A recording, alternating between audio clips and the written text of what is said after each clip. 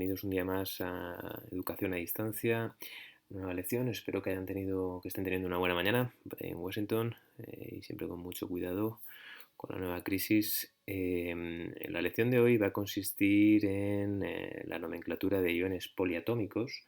Iones poliatómicos, vamos a ver ahora qué es. En la clase de hoy el ejercicio de hazlo ya o calentamiento consiste básicamente en un pequeño repaso en el que tienen que determinar si estas tres oraciones, estos tres casos, son verdaderos o falsos. Vamos a ir poco a poco trabajando en ellos. Si están trabajando por su cuenta, están viendo este vídeo por ustedes mismos, les recomiendo que lo paren y que intenten hacerlo en un papel para determinar, como digo, si estos tres compuestos son verdaderos o falsos. Bueno, vamos a pasar a explicarles paso por paso cómo determinar verdaderos o falsos. El primero que nos dicen es sulfuro de calcio 2, sulfuro de calcio 2 que nos dan como alternativa, como caso, podría ser el CaS. Bueno, ¿qué es lo primero que tenemos que hacer para ver si realmente el sulfuro de calcio 2 es el CaS? Bueno, vamos por partes. Como siempre les he dicho, hay que ver cuál es el estado de oxidación, el número de oxidación de cada uno de los elementos. Y siempre empezamos por el que está a la derecha, y en este caso el azufre, S, que tiene un estado de oxidación, si ven en su tabla, de -2, y el calcio, que es el que está a la izquierda, el positivo, tiene un estado de oxidación de +2. Al ver ese +2 ya debería darnos una idea de que solo tiene un número de oxidación, el positivo, así que ya vamos a saber que esto es falso, que no es necesario añadir el número de oxidación, el número romano, aquí, porque el calcio solo tiene un número de oxidación. Vamos a hacer los iones, como siempre les he dicho hasta ahora. Se intercambian los números de las cargas, el 2 pasaría ahí abajo, el 2 del azufre se lo ponemos abajo al calcio, de tal manera que este A2S2, esto se reduce, se simplifica en CaS. Y ese sería el compuesto conocido como sulfuro de calcio. Acuérdense que el negativo se le añade el uro y esto pues no sería azufruro, sino en este caso sulfuro, sulfuro de calcio, sin el 2, porque no tiene, solo tiene un estado de oxidación. Vamos al siguiente compuesto. La nomenclatura sistemática sería igualmente sulfuro de calcio, porque no hay ningún numerito aquí debajo, con lo cual es 1. Y les dije que los prefijos mono solo se utilizan con el oxígeno. Vamos a ver el segundo caso. Nos dan como compuesto cromuro de flúor 2. Cromuro de flúor 2. Vamos a ver si esa es verdadera o falsa. Nos dicen que es el CrF2. Hacemos los estados de oxidación. El flúor tiene un -1 y el cromo tiene 3 estados de oxidación. En este caso sí sería necesario poner el número romano. Vamos a ver si está bien hecha el nombre del compuesto. Vamos a probar. Siempre les digo que como ustedes están aprendiendo, prueben a combinar todos los estados de oxidación positivos. Empezaríamos con el +2, por eso he puesto el Cr2+, que se uniría al F- ion fluoruro. Aquí, como hemos hecho hace un momento, pues simplemente intercambiamos el número de la carga, el pececillo que decía ayer uno de sus compañeros. Hacemos el pececillo raro este y sería CrF2. Vamos a ver cómo se llamaría este compuesto. Fluoruro de cromo 2. Ahora sí es necesario poner el 2 porque, como hemos dicho, el cromo tiene varios estados de oxidación, 3 en concreto, y hay que decir con cuál estamos trabajando. Fluoruro de cromo 2. Alguno estará pensando ya en su nomenclatura sistemática, que en este caso sería difluoruro, el di del 2, de cromo. El cromo tiene un 1, podríamos decir difluoruro de cromo, de monocromo, pero decíamos que el mono solamente se pone para el oxígeno.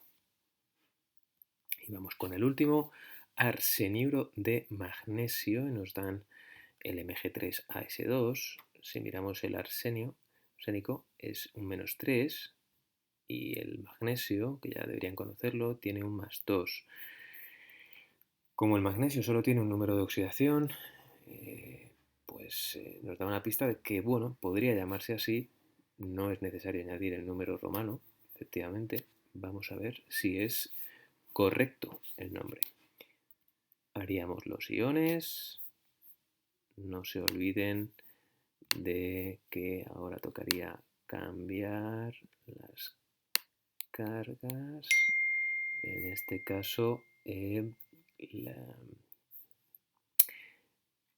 número de intercambio nos va a formar el compuesto Mg3AS2, ¿cómo se va a llamar?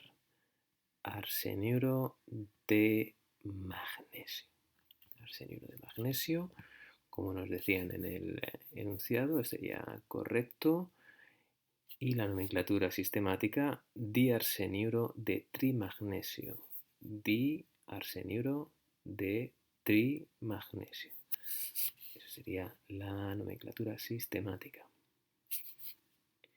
Bueno, pues espero que no tengan dudas. Hoy, como les he dicho, el objetivo va a ser nombrar iones poliatómicos. Para saber nombrar iones poliatómicos, pues lo primero que tenemos que saber es qué significa poliatómicos. Poliatómicos son aquellos iones que tienen más de un átomo. Hasta ahora hemos trabajado con iones que solo tenían un átomo y esos iones se llaman iones monoatómicos. Si tienen varios átomos se van a llamar poliatómicos. Es igual que una persona que habla varias lenguas se conoce como políglotas. Poli quiere decir varias lenguas. Glotas, lenguas, varias lenguas. Poliatómicos, varios átomos. Vamos a ver un ejemplo para que y los identifiquen fácilmente. Hasta ahora hemos trabajado con, por ejemplo, el ion calcio o el ion potasio o el ion cromo o el sodio, que como ven solo tienen un átomo. Esto no aparece aquí ningún número, que es el que nos dice cuántos átomos hay, por lo que en química, cuando no aparece ningún número, se considera que hay un 1. Esto lo hemos dicho muchas veces. 1, 1, 1 y 1. Bueno, pues estos no son poliatómicos porque solo tienen 1. Entonces, estos no son los que me sirven. No serían poliatómicos, serían monoatómicos. Les recuerdo que me están preguntando por los poliatómicos. Si se fijan en este, tenemos 3 de oxígeno y 1 de nitrógeno. Y hay una carga, esta carga de 1 negativo. Este sí sería poliatómico, este también sería poliatómico, puesto que tiene 4 de oxígeno y 1 de azufre, con una carga de 2 menos. Y este de aquí abajo también sería un poliatómico porque tiene varios átomos. Tiene 1 de nitrógeno y tiene 2 de oxígeno con su carga negativa. Hay una gran cantidad de iones poliatómicos, pero este año vamos a centrarnos solamente en los más comunes, en los más famosos, los que más se usan. ¿Cuáles son? Pues son estos 10 iones. Ion sulfito, como ven es poliatómico, 3 de oxígeno y 1 de azufre, con su carga 2 negativo. Ion sulfato, la diferencia principal es que este tiene 3 oxígenos, más pequeño, y este tiene 4, más grande. Sulfito pequeñito, sulfato grandote. NO2 con su carga negativa es nitrito, NO3 con su carga negativa es nitrato, fosfito, fosfato, bicarbonato, carbonato, amonio e hidróxido. Si han trabajado en el área de enfoque 2, ya les sonará en inglés, se utilizan unos nombres muy similares. Casi todos los más famosos son negativos, el único que es positivo sería el ion amonio, que está aquí. Es decir, casi todos son aniones, excepto el amonio, que es un catión. Así que casi todos se van a juntar con iones positivos, excepto el amonio, que se va a juntar con un ion negativo, porque por la ley de Coulomb decíamos que los positivos atraen a los negativos, pero los del mismo símbolo se repelen. Ahora, ¿cómo se unen los unos a los otros? Pone ahí, los poliatómicos tienen cargas negativas y por ello se combinan con elementos con cargas positivas. Un ejemplo, ion sodio, imagínense que hay que juntarle con un ion nitrato, como siempre hemos hecho, pues, y no iba a ser menos aquí, el sodio le manda su 1 aquí abajo al nitrato y el nitrato le manda su 1 ahí abajo al sodio, de tal manera que el compuesto que se va a formar es el NaNO3 nano 3, que se conoce como nitrato de sodio. No se pone número romano porque el sodio solo tiene un estado de oxidación y en la nomenclatura sistemática sería parecido. El nitrito de sodio, que sería algo muy parecido a lo que hemos hablado ahora, y algo que sería diferente es lo que ocurre, por ejemplo, con el calcio 2+. Vamos a ver por qué es un poquito diferente a lo que hemos visto ahora. En este caso, el calcio le envía su 2 al nitrito y el nitrito le envía su 1 al calcio, de tal manera que lo que nos va a quedar va a ser eso. ¿Por qué ponemos paréntesis? Bueno, el 2 que le envía el calcio al nitrito se pondría aquí afuera, pero afecta a todo el ion. Es por eso que es necesario poner este paréntesis en torno al ion nitrito. Siempre que combinemos un poliatómico le vamos a poner un paréntesis si el número que hay aquí es mayor que 1. En este caso sería nitrito de calcio o en la sistemática dinitrito de calcio. Ahora, ¿qué pasa si el ion, como es en este caso, el ion positivo, tiene varios estados de oxidación? Como en este caso, el cromo tiene +2, +3 y +6. Pues ocurre prácticamente lo mismo. En este caso, el cromo le vuelve a enviar su 2 al nitrito y el nitrito le envía su 1 al ion cromo 2.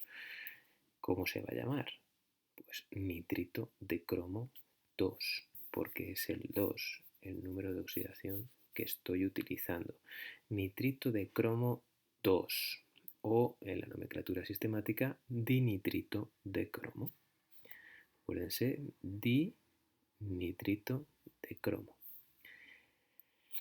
Y eso es básicamente el concepto, los conceptos que quiero que aprendan hoy. Básicamente se trata de lo mismo que hemos visto hasta ahora, solo que con una nueva incorporación, que son los iones poliatómicos. Si no tienen la tabla en su cuaderno, que supongo que no, esta tabla que hemos visto de los iones poliatómicos, por favor la copian en su cuaderno y estos 10 iones poliatómicos sí que les conviene que los memoricen, que sepan cuáles son. Son bastante fáciles para tener mayor rapidez a la hora de crear nombres. Les interesa mucho conocer todos esos iones poliatómicos que, como digo, son los más famosos. Si tienen cualquier pregunta, ya saben que hoy miércoles estoy en tutoría siempre y cuando se anoten. Por mi parte nada más, les dejo con el documento 15 que está en su checkpoint del día de hoy. Si tienen cualquier pregunta, pues estamos en contacto. Recuerden que el viernes tenemos PLT, mañana no hay clase por ser Emancipation Day y nos vemos pronto en Teams. Un saludo y hasta pronto.